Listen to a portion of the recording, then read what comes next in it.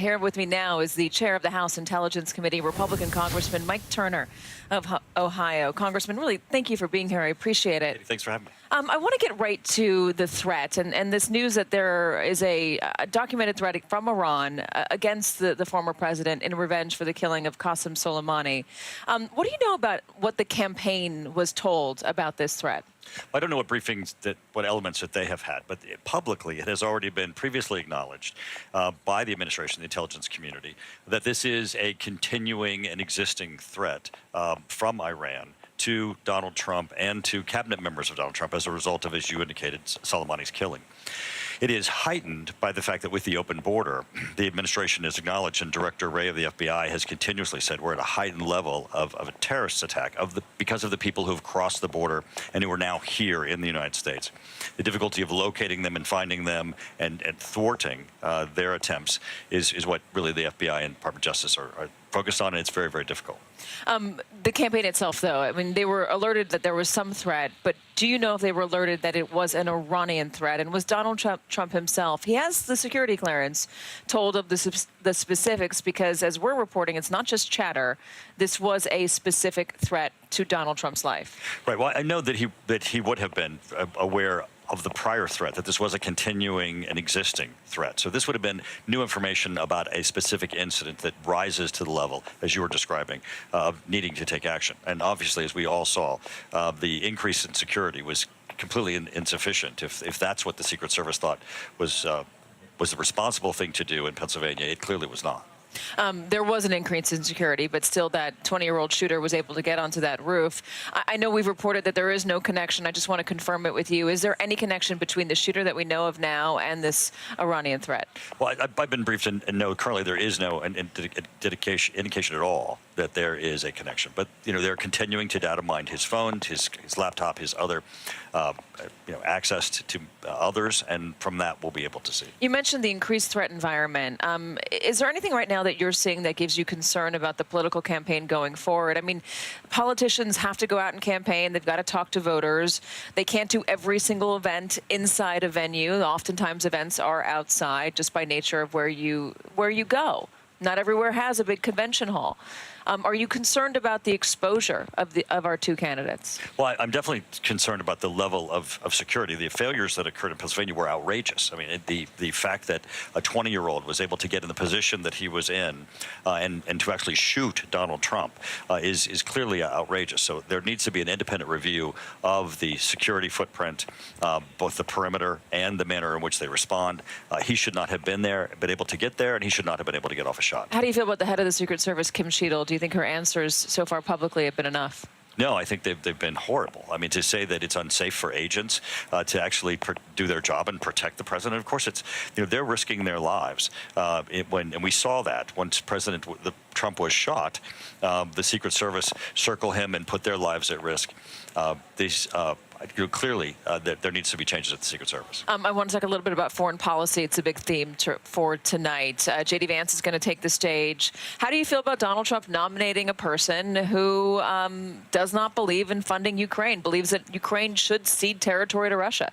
Well, he's a fellow Ohioan, and as you said, his story will be tonight told of really what is the American dream of coming from, an area of poverty and to what he has become and the stature that he provides as running for vice president.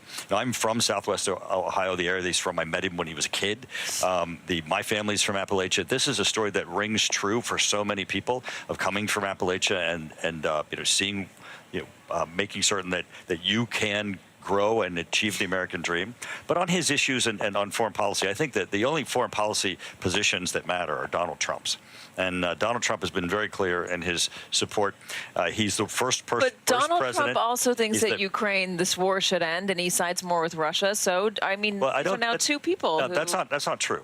He doesn't side more with Russia. He thinks this war should end, and so do I, and so do you. Yeah.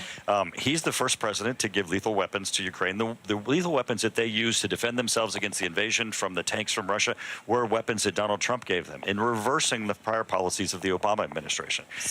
The funding that went through the House would not have gone through the House if Donald Trump had stood against that funding. It would have been very, very difficult to ultimately get it through the House. So the aspect of saying this war should end, I agree with. I think that this administration has made a number of restrictions on Ukraine that are limiting their ability to win and limiting their ability to prevent their citizens from dying. I don't want to put you in a hypothetical situation, but this is something that could happen. If Donald Trump and J.D. Vance are elected and they come in and they tell Ukraine that they need to negotiate a peace with Russia that includes them ceding territory, would you agree with that?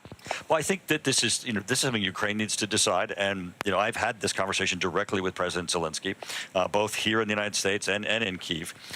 Ultimately, this will be a negotiated settlement. And no one knows what those terms are. When he was here at the Reagan Institute as a result of the NATO summit, he said, I can't give them the Donbass and Crimea. They already had that, and they still went to war with us. But Russia needs to be placed at risk. They need to understand that there's something at risk here. And with the restrictions the Biden administration has put on Ukraine, Russia doesn't have one. And I think President Trump will make certain that Russia feels at risk. Why does NATO feel so concerned about a Donald Trump presidency? Well, I don't think NATO is. I mean, I know Secretary General Stoltenberg. We've had conversations about it. The thing that they understand is that Donald Trump wants them to live up to their financial commitments, pay the portions for defense spending that they need to pay, and then we'll be stronger as an alliance.